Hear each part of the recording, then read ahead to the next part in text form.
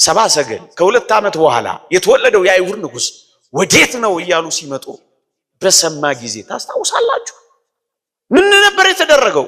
በሄሮድስ ላይ አደረና 144,000 የቤተልሔም ሕፃናት አስፈጃ። ሲጠራጠር እንዳስፈጀ ታስተውላላችሁ።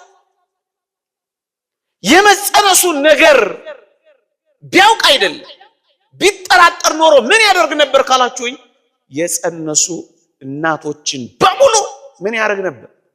ያስገድል ነበር። ለዚህ ነው በስውር ያደረገው።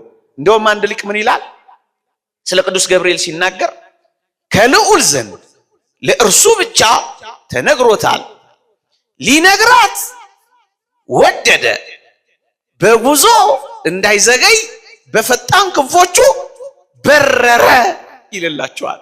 ለቅዱስ ገብርኤል ብቻ። ቅዱስ ገብርኤልም ይህንን አስደናቂ ሰው የመሆን ምስጢር ከማብሰር በቀር ጥልቁን ነገር እንዴት ሊያውቀው ይችላል? ለዚህ ነው በአርያም ካሉት ከቃል ስለ ቃል መምጣት ያወቀ የለም። ለቅዱስ ገብርኤል ከልዑል ዘንድ ለሱ ብቻ ተነግሮታል።